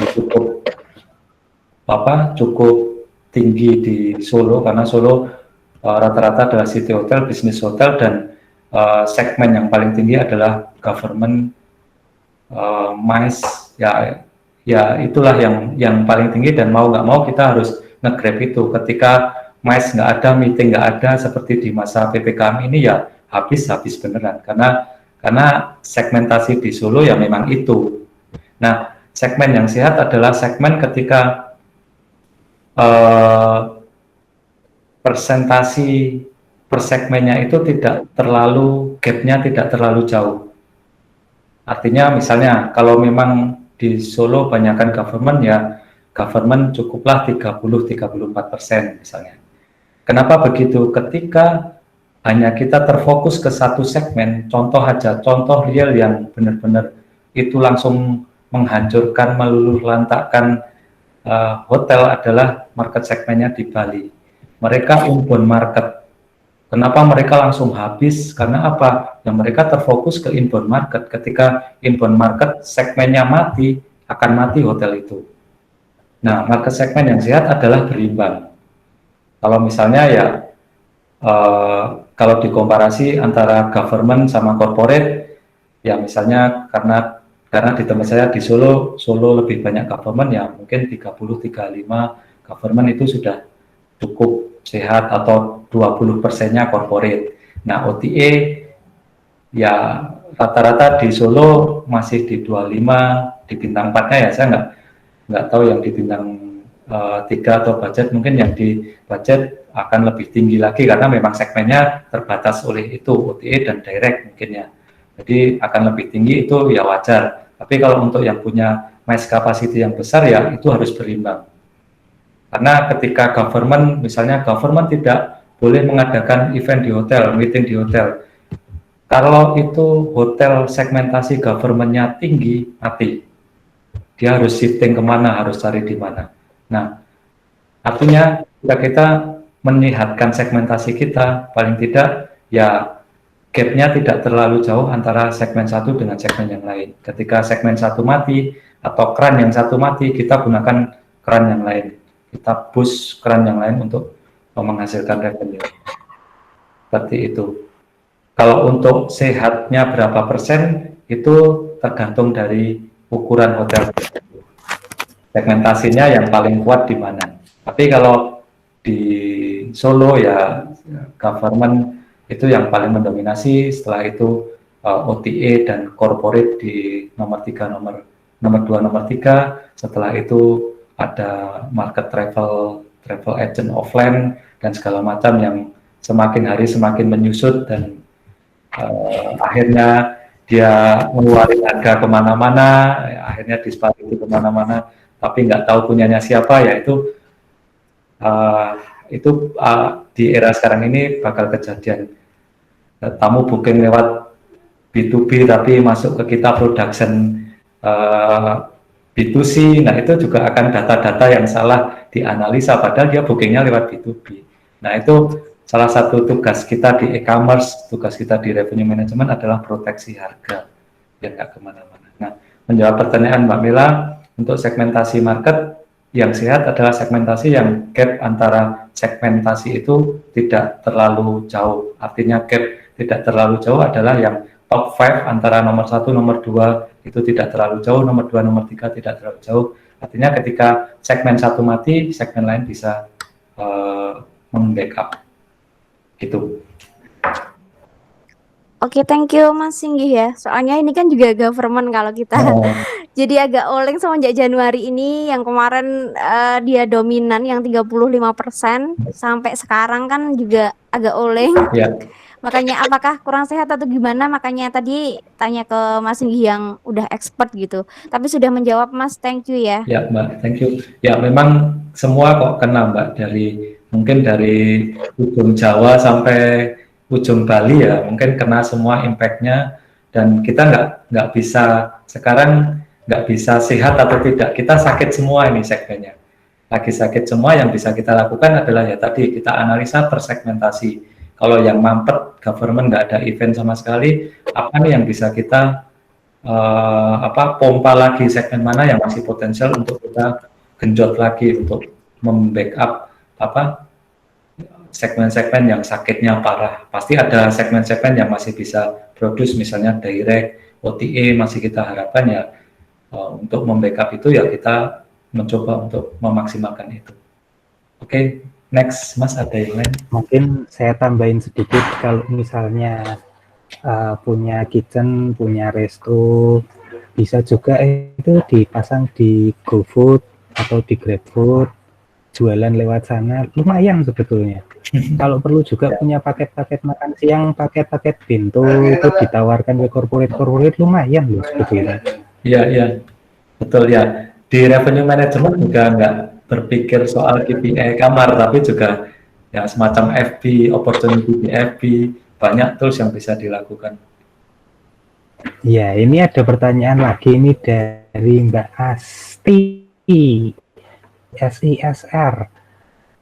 Untuk hotel yang nggak punya tool seperti OTA Insight atau yang lain, ada rekomendasi nggak untuk hotel supaya bisa tahu omset jual di harga berapa? Karena menu rate intelligence di booking.com juga sudah tidak tersedia. Ya. Ini kalau saya sendiri dulu malah lebih banyak pakai toolnya Expedia. Ya. Tapi sepertinya toolnya Expedia juga sudah nggak bisa dipakai lagi. Oh ya, malah belum tahu saya Mas. Ya, memang dulu ada booking.com Expedia yang kita bisa tarik rate kompetitor. Cuman ya kalau kompetitor kita placing harganya di semua channel sama akan valid ya. Tetapi ketika misalnya di tempat saya dulu Expedia itu paling banyak yang nggak dimaintain oleh hotel-hotel. Jadi harganya itu dibiarin harga tinggi semua, padahal harga di channel lain itu lebih murah lagi dibanding Expedia, atau Booking.com harga lebih tinggi. Ketika kita tarik, ya kita akan salah. Ternyata masih ada harga lebih murah di channel lain dibanding Expedia. Kalau saya sih di tim saya di reservasi atau di e-commerce, mereka tiap weekly kalau nggak bisa harian, yang saya kasih kebebasan ke mereka untuk mereka ngelihat website masing-masing komset kita, karena komset itu nggak banyak kok, paling 5-6.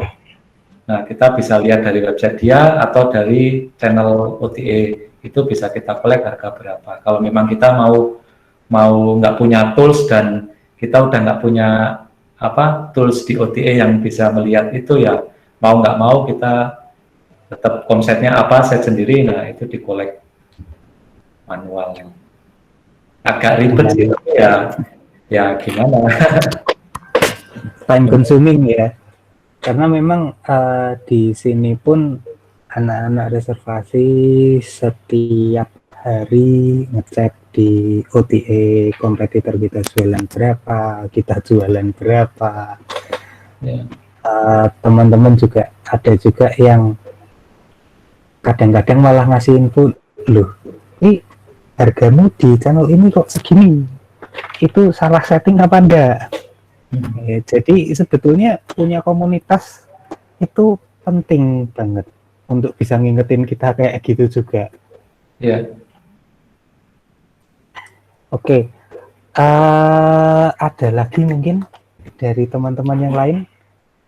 Kalau misalnya enggak ada, saya tak ganti nanya ini ke Pak Singgih nih. Iya.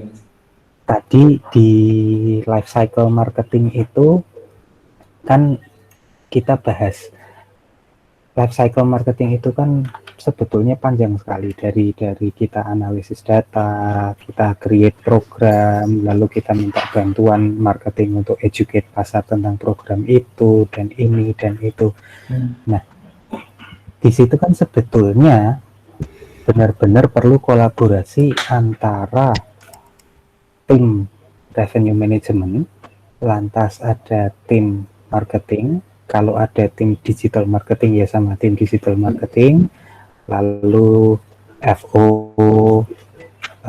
tim sales sendiri juga perlu terlibat di situ. Nah, ini sekarang kalau menurut jenengan saat ini pentingan mana, lebih perlu mana, digital marketing atau marketing, atau dua-duanya tetap relevan? Ya, kalau menurut saya sih Mas, kalau digital marketing itu kalau misalnya kita sudah punya tools untuk digital marketing, banyak kan berbayar ya Mas. Itu juga di kondisi saat ini ya agak terlalu riskan kita investment kalau memang belum ada tool untuk invest ke tools tersebut untuk di digital marketing. Tetapi ketika banyak juga digital marketing atau media marketing yang itu gratisan yang bisa dimanfaatkan, itu juga kalau menurut saya dua-duanya sih Mas, antara marketing offline dan digital marketing itu penting, karena saya juga sering discuss dengan tim digital marketing saya, bahkan mereka juga kolaborasi dengan tim yang offline, misalnya dia harus ke radio, ke koran, itu masih kita lakukan, karena di situ juga masih ada market. Pokoknya yang gratisan di kondisi saat ini yang bisa kita lakukan gratis atau bisa dengan barter atau segala macam untuk kita bisa memperkenalkan program-program kita, ya kita lakukan. Jadi kalau menurut saya dua-duanya Mas, digital marketing marketing juga masih penting. Oke, karena sebetulnya kalau saya lihat kebanyakan teman-teman mungkin nggak ngeh. Ada beberapa tool yang itu basicnya gratisan, tapi katakanlah kalau kita ingin maksimalkan lebih lanjut, kita mesti bayar memang. Salah satunya adalah Google My Business. Di Google My Business itu kan gratisan sebetulnya. Kita bisa posting gambar-gambar promonya kita di situ dan lain-lain, dan itu gratis. Nah, kalau teman-teman punya account Google My Business, coba dicek, coba masuk ke dashboardnya, siapa tahu jenengan dapat kredit dari Google senilai 450 sampai 500 ribu. Karena itu Google pun ngasih insentif ke semua yang punya account Google My Business untuk spending Google Ads. Kan lumayan nih, 450 ribu, 500 ribu buat pasang iklan seminggu.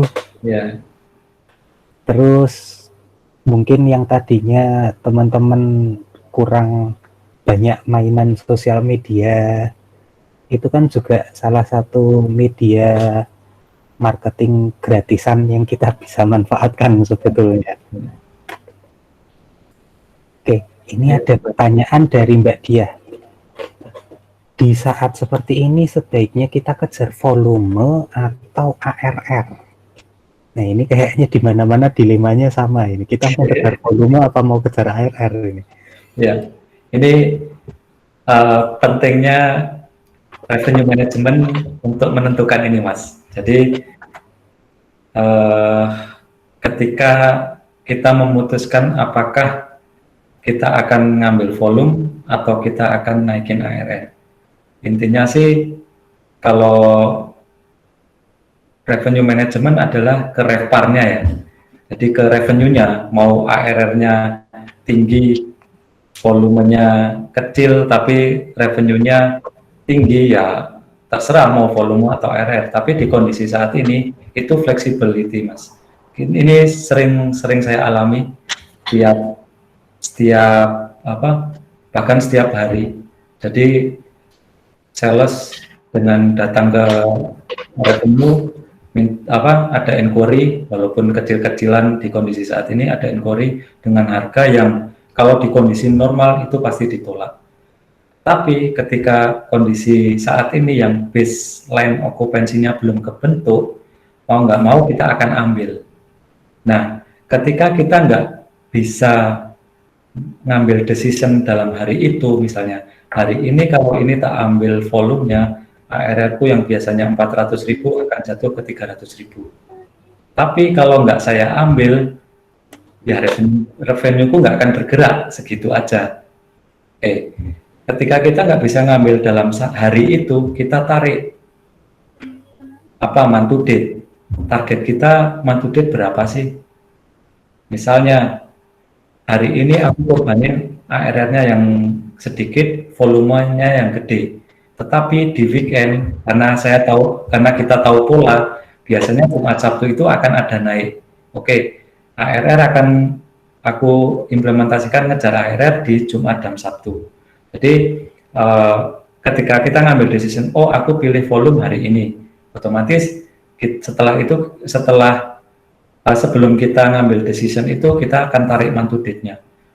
Ketika kita ambil lead ini atau ketika kita ngejar volume aja di hari ini akan impact seberapa besar ke KPI di akhir bulan. Makanya penting forecasting juga, kita bisa memperkirakan kita akan closing berapa di per bulan. Kalau kita jatuhin harga di hari ini, apakah di forecast juga akan jatuh? Nah, itu pentingnya forecasting ada di situ. Karena banyak elemen yang bisa kita putuskan dengan kita based on data. Jadi tidak, udahlah daripada nggak ada tamu, masukin aja. Tapi nggak ada behind kita ngambil decision itu karena apa, itu nggak ada. Biasa rata-rata akan seperti itu. Ya enggak lah, wah kayaknya. Nah, kalau kita di revenue management harus based on data. Datanya dari mana? Kalau kita nggak punya terus tadi bikin pola lah, bikin apa, akhirnya kita bisa ngambil keputusan. tidak 100% benar. Tidak, kita bukan dukun, kita bukan ahli nujum yang bisa memperkirakan dengan benar. Pasti akan ada meleset A, meleset B, meleset C, yaitu bagian dari revenue management seperti itu. Jadi pertanyaan Mbak Dia, di kondisi saat ini akan pilih volume atau pilih ARR, silakan dianalisa. Kalau misalnya nggak bisa menganalisa dalam 1 hari itu, tariklah 1 bulan. Misalnya 1 bulan hari itu kita ngedropin harga, kita ngambil volumenya, di hari kapan kita bisa naikin harga untuk ngebalancing itu. Jadi itu pertanyaan, jawaban dari saya. Mungkin dari Mas Mesa ada insight lain. Kalau dari saya sebetulnya nggak jauh-jauh beda sih dari yang disampaikan Pak Singgi. Cuman lebih ke kita mesti lebih dinamis saja sepertinya kalau sekarang ini. Kalau tadi Pak Singgi bilang kita harus balancing, jadi kita mesti hitung benar efeknya seperti apa akhir bulan nanti. Kalau saya lebih ke kita mesti dinamis dalam artian kita mesti lebih gercep. Kira-kira nih gercepnya seperti apa? Gercepnya lebih ke perhitungan opportunity loss, atau kita bisa ambil kalau misalnya kita nggak ambil kita loss atau bisa kita cover. Sebetulnya hampir sama kondisi normal sih, tapi kita harus lebih cepat saja untuk bisa ambil opportunity-nya. Ya, betul. Jadi kita ngitung juga nggak mungkin ngitung lama-lama. Kita mau pakai feeling juga kita nggak bisa benar-benar pakai feeling aja. Tapi paling enggak kalau kita sudah tahu bottom line-nya kita berapa, target minimal kita berapa, kita bisa nih. Oh, kalau harga segini kita nggak mungkin ambil. Tapi kalau ini nggak diambil, revenue nggak nambah. Ya. Betul. Mungkin dari situ kita bisa push salesnya, ya bisa nih kalau segini. Kalau mau gitu tapi room only misalnya, atau misalnya kalau ini tambahlah dikit berapa 50.000 kayak. Lebih ke seperti itu. Oke. Mulai itu sih kita kalau misalnya blank ini nggak punya tools, nggak punya data, ya data PMS kan pasti semua hotel punya. Nah itu diolah, terus kita bisa nanti saya share untuk pola yang mungkin tidak akan langsung ketemu polanya, tapi paling tidak dengan kita bedah booking pattern atau pick up pattern, kita bisa lebih bisa lebih tahu untuk ngambil keputusan itu lebih confident. Aku mau ngambil volume karena ya polanya seperti ini ya. Kayak ketika kita ngambil decision itu di belakang kita ngambil decision itu kita udah oh ya karena ini. Jadi akan lebih confident aja ketika kita udah ada data di belakang. Yes. Oke, berarti ini masih ada lagi yang mau ngomong mungkin? Kalau enggak ada nih, kita tarik kesimpulan dulu. Kesimpulannya yang pertama adalah revenue management itu tool di mana kita menjalankan proses untuk menjual produk yang tepat ke klien yang tepat pada waktu yang tepat dengan harga yang tepat. Dan implementasi sehari-hari ini itu memang bergantung ke banyak hal ya. Bisa jadi bergantung pada kebutuhan hotel itu sendiri, apakah dia lebih butuh volume, bisa juga lebih butuh ARR, bisa juga lebih butuh cash flow, dan dari situ sebetulnya kita bisa lebih berkolaborasi juga dengan teman-teman di hotel yang lain. Ayo kita sharing data yang benar, jangan yang di blow up atau underscore atau di undermine. Kalau bisa kita explore juga tambahan source of income baru, bisa dari jualan F&B di pinggir jalan misalnya, bisa juga kita pasang produk-produk resto atau F&B atau bento, kita jual ke sales, ke corporate, bisa kita tawarkan juga lewat Grab, bisa lewat Gojek, dan lain-lain. Ada yang ditambahkan Pak Singgi kesimpulannya? Oke, ya dari saya ya mungkin ini gambaran umum saja revenue management. Teman-teman bisa mengaplikasikan dalam pekerjaan sehari-hari, karena sebenarnya revenue management itu dimulai dari reservasi, karena kerjaan revenue management itu basicnya ada di reservasi, kayak bergaining dengan tamu, terus tahu pick up hari itu. Saya kadang nggak tahu, anak-anak reservasi yang nanya, Pak, kenapa kok banyak yang telepon ya? Memang ada apa? Nah, ternyata ada pejabat yang nikahan atau ada yang meninggal atau apa, itu kadang impact ke kita. Nah, itu reservasi biasanya dia akan lebih aware lebih dulu dibanding kita di revenue management, dan mereka akan informasikan ke kita. Coba ditanya giatnya apa, disuruh. Nah, dari situ akan kita tahu, oh ternyata lagi ini, ayo yuk kita naikin harga. Itu juga akan jadi penentuan kita pricing harga. Terus revenue management juga bisa diaplikasikan teman-teman di reservasi atau e-commerce tentang tadi collecting data aggregation, terus diolah sendiri, dianalisa sendiri, terus bikin strategi. Terus kalau misalnya butuh bantuan marketing untuk nge-push up, kalau yang saya lakukan ya saya nggak ke teman-teman, nggak berharap seperti saya. Jadi ketika saya bikin apapun program di channel, pasti saya akan bikin program di direct.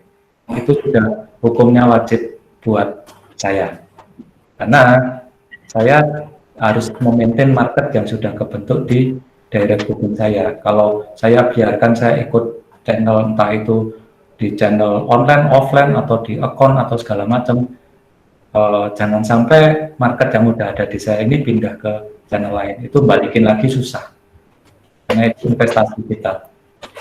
Nah, yang ketiga yang kita mulai belajar dari reservasi adalah menganalisa data, mungkin dari online atau PA, bisa kita pelajari dari situ. Kita biasakan bikin strategi, setelah itu kita ukur, kita bikin program atau kita usulin ke dosen atau ke apa, yuk bikin ini, konsultasi dengan marketing, yang lagi happening itu seperti apa ya, lagi happening itu ini dibanding dengan ini dibanding, atau giveaway atau seperti apa, ya kita bisa masuk ke situ. Banyak peluang-peluang yang bisa dimanfaatkan di teman-teman untuk nge-grade bisnis di kondisi seperti ini. Jadi ya revenue management kalau hanya diucapkan hanyalah sebatas teori, ya karena itu terlahir memang dari teori, dan kalau kita bisa mengimplementasikan disiplin revenue management, artinya goal kita adalah maximizing revenue. Kalau itu bisa dilakukan akan sangat bermanfaat. Ketika kondisi kita sakit pun kita masih punya ide, masih punya strategi-strategi yang bisa kita olah. Walaupun ibaratnya kita sudah ditembak hampir mati pun, kita masih bisa untuk nyari peluang gimana kita bisa keluar dari kondisi seperti ini. Dengan apa ya? Itu dengan data, dengan segala macam kita olah, bikin program nggak berhasil, dianalisa lagi, bikin data lagi, terus berulang lagi. Karena itu memang kerjaan dari manajemen. Itu sih Mas dari saya. Ya, thank you. Oke, terima kasih banyak Pak Singgi untuk kolaborasinya kita siang hari ini. Terima kasih buat teman-teman yang hadir, buat teman-teman yang berpartisipasi, sudah menyempatkan diri. Ini hampir 2 jam kita ngobrol-ngobrol. Okay. Moga-moga bulan depan kita bisa adakan lagi. Syukur-syukur kalau saya bisa ajak teman-teman dari dari teknologi partner kita supaya kita bisa lebih bahas lagi nih untuk masa-masa seperti ini kita bisa implementasi teknologi apa aja sih yang bisa bantuin kita jualan. Kalaupun kita nggak bisa jualan macam-macam, mungkin bisa bantu kita upselling apa, atau mungkin dengan kondisi sekarang ini yang teman-teman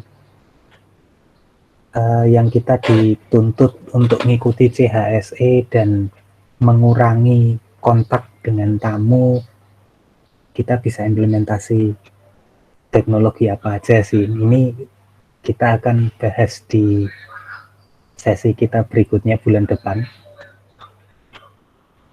Untuk teman-teman yang sudah register lewat link kemarin dan sudah menyatakan bahwa bersedia untuk mendapatkan informasi event-event selanjutnya, nanti akan saya kirimkan lagi linknya untuk registrasi melalui emailnya masing-masing. Jadi, thank you Mas Mesa, mudah-mudahan kolaborasi ini terus berlanjut. Intinya goal kita sama-sama ya kita bangkit di kondisi yang nggak bagus ini. Komunitas di Solo, komunitas di Semarang, kita bisa saling berbagi informasi, sharing bagaimana strategi. Mungkin besok kita ketemu lagi, ada beberapa teman yang melakukan strategi ini dengan sukses. Siapa tahu bisa ya, share hasilnya gimana. Betul. Juga. Jadi di pikiran kita ya kompetisi, tapi tetap di atas itu adalah kolaborasi. Makanya judul luar biasa. Oke, thank you teman-teman dari Semarang, teman-teman Solo juga sudah join di sore ini. Thank you Mas Mesa udah kondang semua ini. Pokoknya appreciate. Mudah-mudahan ini terus berlanjut. Bulan depan kalau misalnya ada lagi ya kita bisa kolaborasi. Atau mungkin selanjutnya kita bisa agendakan lagi terus. Jadi ada yang bermanfaat di sini untuk kita diskusikan.